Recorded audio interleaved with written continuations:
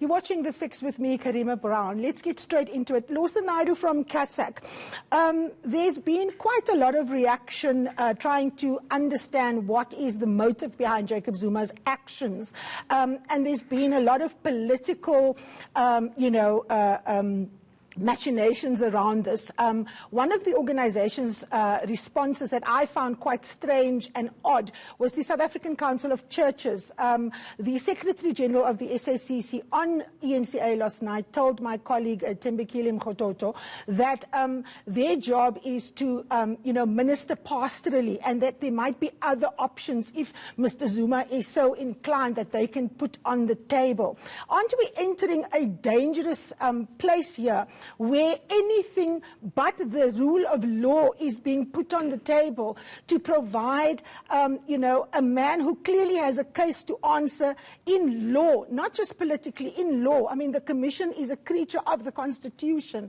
There's been Concord rulings on this. To try and put political solutions, doesn't that put us on a slippery slope? Shouldn't the rule of law just play out here? Indeed, Karima. I think, the starting point is Mr. Zuma's strategy is clearly not to cooperate with the Commission of Inquiry, not to answer any questions that the Commission may have for him. And this goes back not just to the Commission, but to the Public Protector's investigation that led to the State of Capture report. We will recall that the former Public Protector, Thuli Madonsela, sought to question Mr. Zuma, and he refused to answer the questions that she posed to him. This, at the time, Mr. Zuma denied that he didn't answer the questions, and it took the release of the transcript of that meeting between Advocate Madonsela and the former president for that to be clarified, that those questions weren't answered. And that's the background that created the basis for the establishment of this Commission of Inquiry, and we've clarified that there is a responsibility on all witnesses to come forward, as Mr. Zuma himself said when he established the commission, which you played in the clip at the top of the segment. Now, in terms of those people who might be engaging with Mr. Zuma at this point in time, the responsibility on those people is clearly to uphold the rule of law and to ensure compliance with the rule of law. So if those people that are engaging with him are seeking to convince him to comply, then that is really what they ought to be doing in defense of constitutionalism and our democracy. Absolutely. I think what needs to be made clear, Karima, is that there is no room for compromise in this. The message needs to be loud and it needs to be clear, just as it was a few years ago, when in the aftermath of the Nkandla report, the Secure and Comfort report, and then the judgment of the Constitutional Court, South Africans called on Mr. Zuma to pay back the money. Now the message to him needs to be, you need to go to the Commission. Now, Eusebius, the president, during a visit to a struggle stalwart, Kutane, who passed away, said that Mr. Zuma is in fact consulting a lot of people, and he felt that this was a good thing. The African National Congress is meeting on the weekend coming in its NEC, and it will discuss the matters there.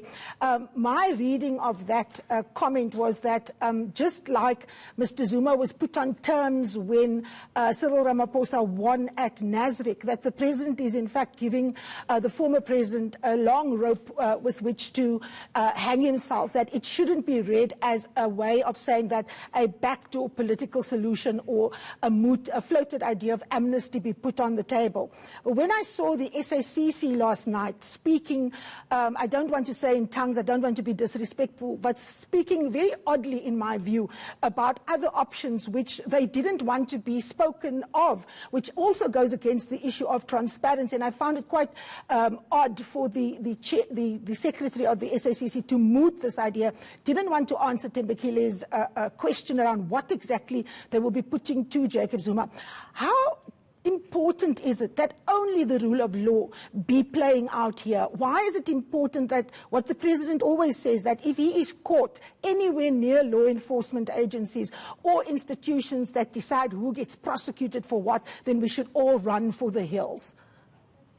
Karima, I want to comment on the SACC and then I'll come back to the remarks by President Ramaphosa. On the latter, you and I part ways slightly, but on the former, I agree with you and I also agree with Lawson. In fact, I want to be even more blunt than Lawson. I agree with Lawson's remarks, but I think precisely where there's a temptation for us to speak in language that gives complexity to something that is moral, black and white, we should check ourselves. We should embrace complexity where complexity is justified by the facts and the circumstances.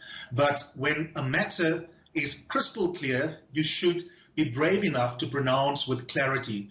The SACC, about whom you say you don't want to be rude, and your remark itself is part of the problem, Karima, the SACC has got enormous moral capital in South Africa for very good historical reason. What they say matters, which is why that interview last night with your colleague on ENCA was absolutely bizarre. Because the first half of the remarks from the SACC rightly talks about the dangerous political implications of the former president not appearing before the commission. But then, almost undermining the fantastically sharp warnings in the first half, the bishop then goes on and says, nevertheless, we want to have a sort of toenadering toward Jacob Zuma. You cannot have that, Karima. This is no time to say to Jacob Zuma, okay, come into my confessional booth as a priest and come and speak to me. I'll give you a pat on the back. Here's a couple of sweets. Just tell me what the truth is, just between you and me, and I'll be here as your clergy. And afterwards, maybe I might tell you to do a couple of go say a few Hail Marys, and you'll be absolved from your political sins.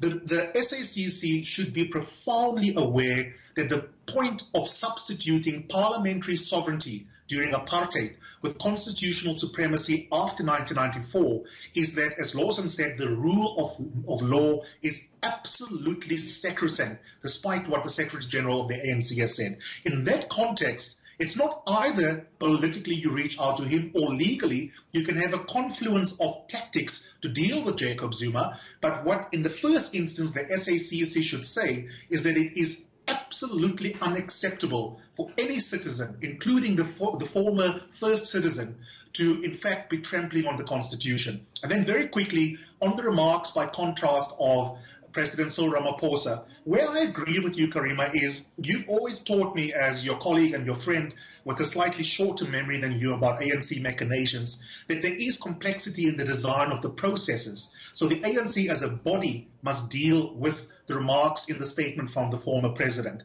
And there's already, of course, an ANC position at the level of the NEC on the commission in general. But where I disagree with you is that precisely because this is a matter that is morally black and white, the ANC should already have responded specifically to the statement that came out this past week, rather than relying on a generic statement about the general status of the commission. Lawson, I'm going to give you the final word. The Ahmed Kathrada Foundation also brought out a statement and called for a parliamentary debate.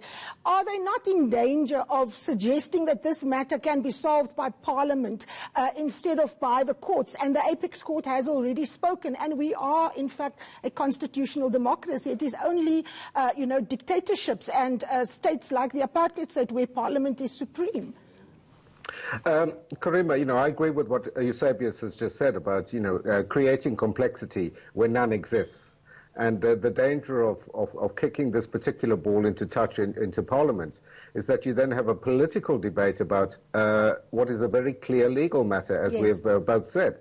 It's a simple question of respect for the rule of law, adhering to an order from the highest court in the land, from the Constitutional Court, that says to Mr. Zuma, you must go to the Commission and you must answer questions. So it's a simple matter. We really don't need to complicate it. Yes, there are political machinations that are happening out there, as Eusebius has touched on some of those issues within political parties. Those things are happening, but let us not allow those issues to detract us from ensuring and enforcing respect for the rule of law. That Mr. Zuma needs to go to the Commission. If he fails to do so, as we said in our statement, then the appropriate criminal sanctions need to be applied in terms of the Commissions Act and charges for contempt of court. Absolutely. And as Cheryl Carolus, an ANC veteran, said, Mr. Zuma, through his statement and refusal to go to the Constitutional Court's instruction that says he must go to the Zondo Commission, is in fact an oath breaker. He broke his oath as a former president, as someone who swore to uphold the rule of law. And of course, we are a country of law, of laws. No one is above the law, and that includes powerful former presidents like Jacob Zuma. Thank you so very much to Lawson Naidu, the Executive Director of CASAC, and political analyst Eusebius McKaiser. You've had your fix for the week. Join me again next Sunday. Thank you so much for watching.